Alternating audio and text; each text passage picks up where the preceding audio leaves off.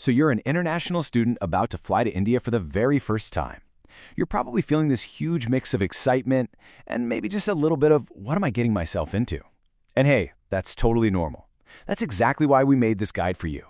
We're going to break down everything from packing your bags to walking out of the airport, so your journey is a smooth, stress-free start to what's going to be an incredible adventure. And trust me, the second you step off that plane in India, you are going to feel this quote in your bones. It's this amazing wave of life that just washes over you. It's vibrant, it's loud, it smells incredible, and it's absolutely unforgettable. And this flight you're about to take, well, that's chapter 1 of your story. And that's really the key thing to remember here. This isn't just about getting from point A to point B. Nope, this is it. This is the official beginning of your new life as a student in a new country, a new culture, and maybe even a new you. So let's get you ready for it right now. Okay, getting prepared is everything. Seriously. Think of this part as your secret weapon against any last-minute stress. Getting this stuff sorted out now means you can walk into that airport feeling totally confident, knowing you've already set yourself up for a super smooth arrival. Think of these documents as your personal adventure toolkit. And there's one golden rule, an unbreakable rule.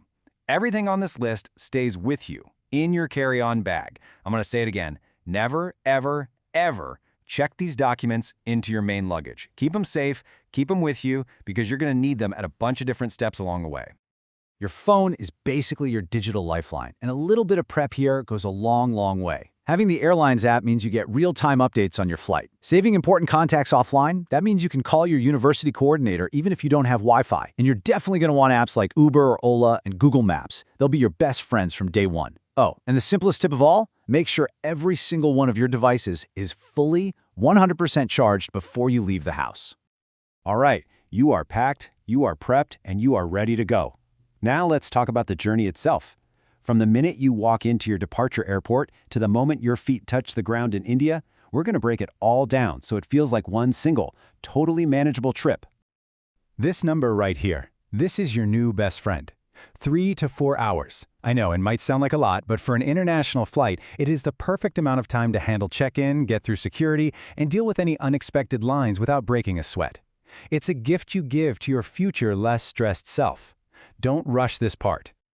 So, let's run through some key do's and don'ts at the airport. On the do side, definitely wear comfortable clothes. You'll be sitting for a long time. And here's a pro tip, always ask the check-in staff about a student baggage allowance. A lot of airlines will give you extra weight for free if you just show your student visa. Now, on the avoid side, and you've heard this before, do not check in your important documents or valuables. Also, try not to exchange all your money at the airport. You'll almost always get a much better rate once you're in the city. Your journey really just breaks down into these 4 simple stages. A couple of really helpful tips for when you're in the air. Set your watch to Indian Standard Time as soon as you get on the plane. It's a great trick to start beating jet lag early. Also, fill out that arrival card they give you while you're flying to save yourself time later. And if you have a layover, the very first thing you do when you get off the plane is find your next gate. Following this little timeline just keeps you one step ahead of the game. You've landed. Welcome to India. Take a deep breath. Now let's just knock out your first 2 official tasks on Indian soil. Getting through immigration and finding your bags. Think of these as your first 2 wins. You've totally got this. Immigration can look a little intimidating, but I promise it's a really straightforward process. Just follow these steps. First, look for the line that says foreigners or visa holders. Easy. Second, have that adventure toolkit of documents ready to hand over. When the officer asks why you're visiting, your answer is simple, clear, and confident. I am a student. And finally, this is so important. Before you walk away from the counter, open your passport and check that they've stamped it with today's date. You absolutely need that stamp. Okay, once you're in the baggage hall, grab your suitcase and just take 2 seconds to match the little tag on it with the receipt you were given at check-in. And here is a non-negotiable safety rule. Never, under any circumstances, agree to carry a bag or a package for a stranger. Just don't. If your bag is missing or looks damaged, don't leave the area. Go straight to your airline's baggage counter and file a report right then and there. You made it. You are through the airport. This last part is all about getting you from those exit doors to your university safely. And, more importantly, setting you up with the right mindset to not just survive, but to really thrive from your very first day. Okay, choosing your first ride from the airport is a really crucial decision. Your absolute safest bet is a pickup that's been pre-arranged by your university. If that's not an option, your next best move is to go to the official prepaid taxi counter that's inside the terminal. Just politely say, "No thank you," to anyone else who comes up and offers you a ride. Have your destination address written down to show the driver. And once you're in the car and on your way, just send a quick text to your university contact letting them know you've landed and you're on your way.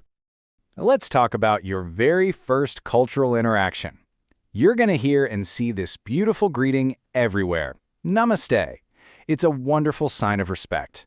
All you do is place your palms together in front of your chest, like this, and give a slight nod of your head. It's such a simple gesture, but it shows you're open and respectful, and it will always, always be appreciated. All right, lightning round. Here are some super quick, super important tips. 1. Only drink water from a sealed bottle. No exceptions. 2. Give your stomach a few days to adjust before you dive into all the amazing street food. 3. Culturally, it's polite to use your right hand when you're giving or receiving things like money or food. And 4. When you're just starting out, dressing a little more modestly is a great way to show respect while you get a feel for the local culture. I really want you to remember this quote.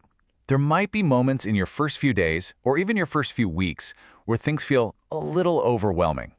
That is completely normal. It's just culture shock.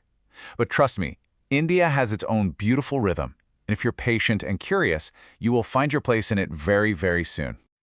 Because that's what this is all about, right? You've done the prep, you've handled the journey, and you are here. Your greatest educational adventure isn't just going to happen in a classroom. It starts the second you walk out those airport doors. So, the only question left is, what are you going to discover first? Safe travels and namaste.